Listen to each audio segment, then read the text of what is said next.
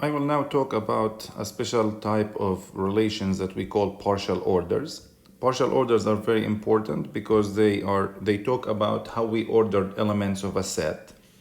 As we know, for example, for natural numbers, we know how to order them. We list them 1, 2, 3, 4, and so on. The same thing for integers, but there are other sets and other relations defined on them that it's very important to be able to talk about. Can we order them? Can we compare every two element in them, and so on? So for example, when we talk about sorting, which is one of the fundamental problems in computer science, for you to be able to sort the elements of a list, these elements have to be comparable to each other. I should be able to say which one comes before the other. The same thing if you want to write a computer program to enumerate the elements of a set. For example, the set of all subsets of a set, or the set of all permutations, or the set of all paths in a graph, and so on. There should be some sort of order we define on them so that we enumerate them in this order. So this is what this lecture is about. Okay, and as a reminder of these three properties of relations, a relation is reflexive if every element is related to itself in this relation. Antisymmetric says that if you look at A and B, if you look at two elements A and B in the relation, and A and B if A is related to B and B related to A in both directions, then A and B must be the same. In other words, if you take A and B and A is not equal to B, if you have AB in the relation, then BA should not be in the relation. Okay, so to write it here again, for antisymmetry, I'm talking about the antisymmetric, talking about the antisymmetry here, about this one here. So if we have A is not equal to B and AB is in the relation, this means BA is not in the relation. This is a different way of writing antisymmetry here. If A is not equal to B and AB is in the relation, then BA cannot be in the relation. Okay. And transitivity, of course, if you have AB in the relation and BC in the relation, then AC is in the relation. Okay. So now if a relation satisfies all these three properties, reflexivity, antisymmetry, and transitivity, we call the relation partial order. Okay, so it's partial order.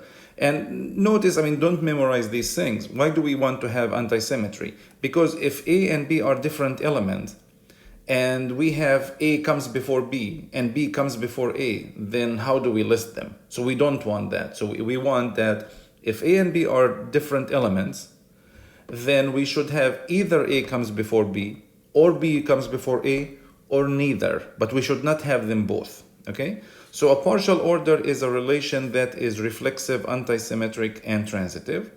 If a set has a partial order defined on it, we call this a partially ordered set. So the set itself is partially ordered. So maybe the most common or the textbook example of partial order is the less than or equal relation defined on the set of, let's say, positive integers. Okay, so this here says that basically you have AB in the relation if A is smaller than or equal to B. So this is what allows us to list all the positive integers on the line like this, right? So 1 comes before 2, 2 comes before 3, 3 comes before 4, 4 comes before 5, and so on. So we say Z plus, the set of positive integers, is partially ordered set. Okay, another relation, another partial order on Z plus, for example, is the relation of divide. Okay, so this is the divide relation. So B is in the relation if A divides B. Okay, A divides B, it means that if you divide B by A, then the remainder is 0. Okay, so here, for example, 2, 3 is not in this relation. Okay, and 2, 4 is in the relation because 2 does not divide 3, 2 divides 4. Another important partial order we define is the subset relation on, let's say, a power set of some set A. Okay, so suppose I give you a set A and you have the power set of that, so it's a set of all subsets of A. So we say here that x, y are in the relation if x is a subset of y. Okay, so for example, 1 and 1, 2 is in the relation, but 1 and 2 is not in the relation, right? Because the set that has 1 is not a subset of the set that has 2. Okay? So, as I said just a few seconds ago, that when we have a relation, sometimes we want the elements to be comparable, right? So if I want to sort, and you give me two elements that I don't know which one should come before the other, then I cannot sort. I cannot define the sorting on that. So when we talk about comparable elements, if I give you two elements and the relation that's a partial order, what it means for these two elements to be comparable is that if one comes before the other. Okay, so I want you to first to notice something here. This notation here that looks like less than or equal, it's not less than or equal. This is a symbol that we use for partial order. So instead of calling it R, which is the letter we have been using for relations, we now use this symbol because it reminds us of less than or equal, or something comes before something else. So when I write this, A looks like less than or equal B, I'm saying A comes before B. And this one here tells me B comes before A, okay? So when we talk about comparability, we are saying that one comes before the other. Now, you might think that, okay, I mean, this is a natural thing and it always holds. If you look at the less than or equal and the Z plus, every two elements are comparable. If you give me two positive integers like 10 and 19, of course I know 10 is less than or equal to 19. If you give me 100 and 200, I know 200 is less than or equal to 200. So every two elements in Z plus are comparable by this partial order less than or equal. But look at the divide relation, for example. Is it true that every two elements are comparable? Are 2 and 4 comparable? Yes, they are comparable. Are comparable because we know that 2 divides 4. But what about 3 and 5? Does 3 divide 5? No. Does 5 divide 3? No. So 3 and 5 are not comparable. Okay? And if we go to the subset relation or partial order on the power set of a set A, also you can have elements that are not comparable, that the set 1 and the set that has element 2 are not comparable because neither of them is a subset of the other one. Okay, so this is what it means for elements to be comparable. And comparability is very important because that's how we define a total order. So a partial order is also a total order. A partial order is also a total order if every two elements are comparable. Okay, so this is why when we talk about sorting, the sorting problem, we need the elements in the set that we are trying to sort to be totally ordered. The set of the elements that we are trying to sort, we need it to be totally ordered so that we know how to compare every two elements in it. Okay, so a partially ordered set A and the partial order less than or equal is a total order if every two elements are comparable. So for example, Z plus and less than or equal is a total order. A total order. Z plus and the divide relation and the power set of A and the subset, these are not total order because we just discussed how there are elements in them that are not comparable. Okay, so this is not and this is not total order. Okay. When we have a partial order, one way to represent it is using something that we call a Hasse diagram, which is a graphical representation. And the way we represent this is basically by showing the relationship of which element comes before the other while avoiding the reflexivity. So we don't show the relation that every element is related to itself by reflexivity.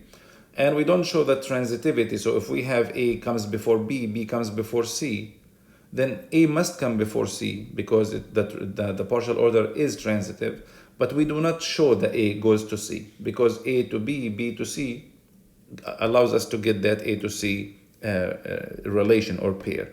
So let's look at, for example, a relation, a partial order. Let me call it R here, and let's say it is A, B, B, C, C, and D, D. So imagine that I'm defining it over the set A, B, C, D. So we have the partial order has to be reflexive, so we have all these elements. Since the elements are different, I cannot have, if I have AB, I cannot have BA, so it's anti-symmetric. So imagine, let's have that we have AB, and let's think that we have AC, and let's have BD and CD.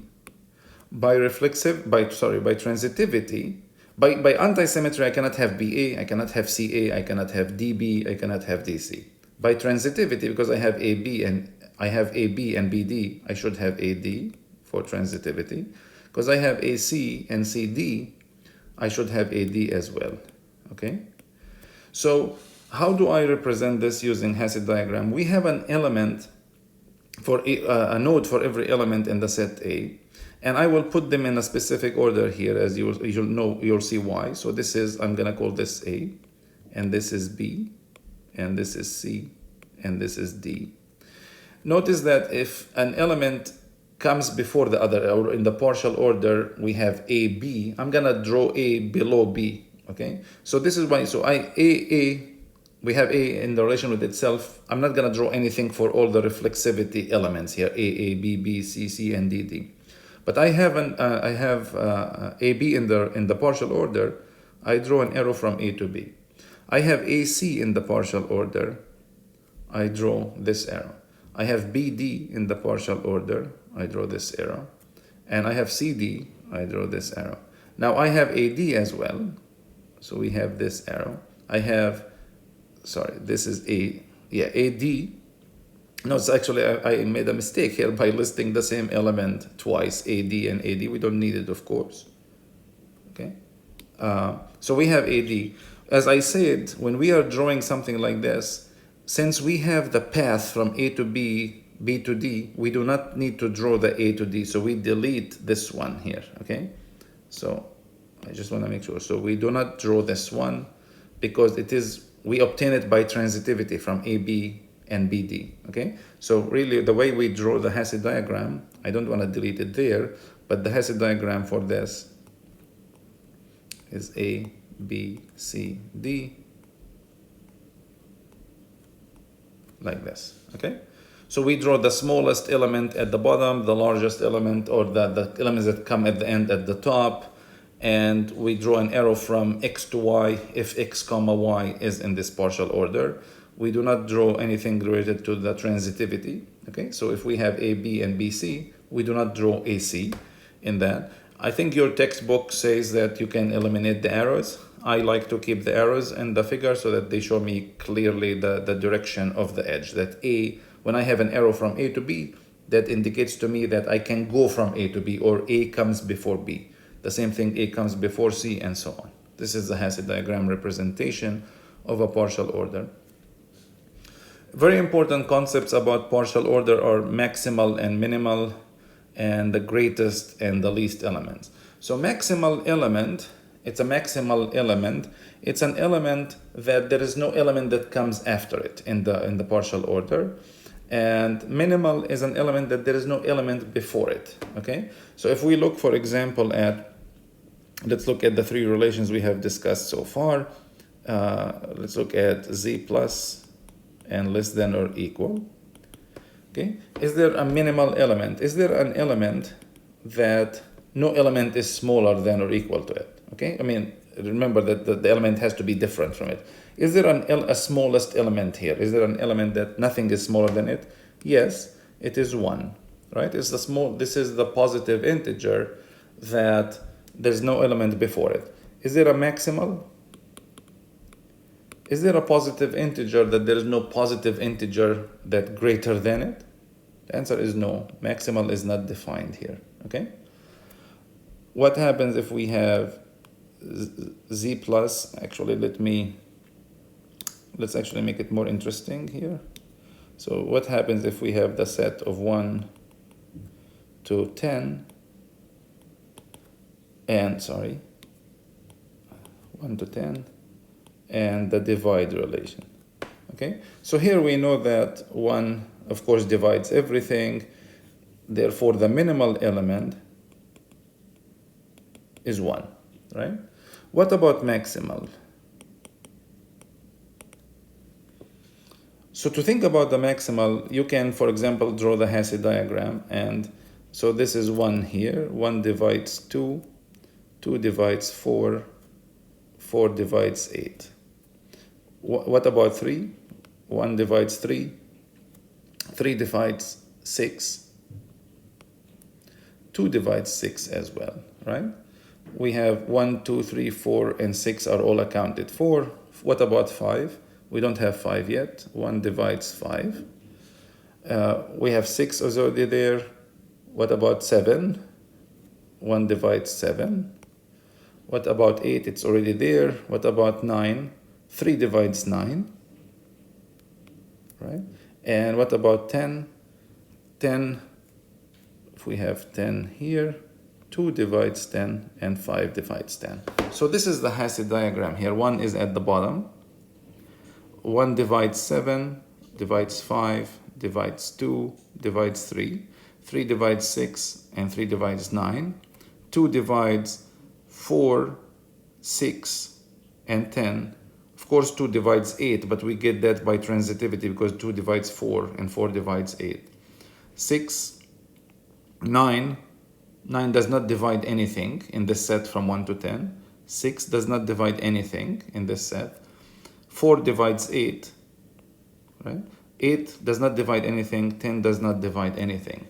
So if you look at a Hasse diagram like this, the elements at the bottom, these are the minimal elements, and this is 1 here. We already wrote it.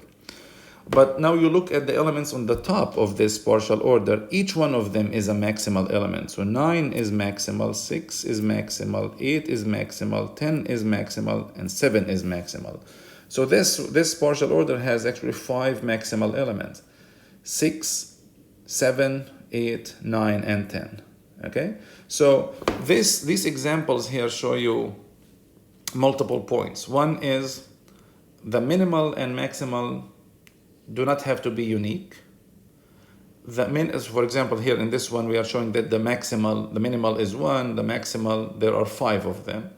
The minimal and maximal do not have to exist even, okay? In both of these examples, the minimal exists, but imagine that I took the set of all integers and less than or equal. Does it have a minimal? What is the smallest possible integer? It doesn't exist. So minimal does not exist, and maximal does not exist here, okay? So the minimal might not exist, the maximal might not exist, they could exist and there's one of them, or they could exist and there are multiple of them, okay? So this is maximal and minimal, and this is why in English, when we use it in a mathematical context, there's a difference between maximal, minimal, and maximum and minimum, because usually maximum and minimum have to be unique, okay? Now, in the area of partial orders, we don't use the maximum and minimum here, or the term is greatest and least, okay? So the greatest, now look at I'm highlighting the here in both cases. The greatest element is an element that every other element comes before it. Every other element comes before it. And the least is an element that every other element comes after it. Now notice that greatest and least might not exist, but if they exist, they have to be unique, okay? If they exist, they have to be unique. We just showed, for example, the partial order for the division.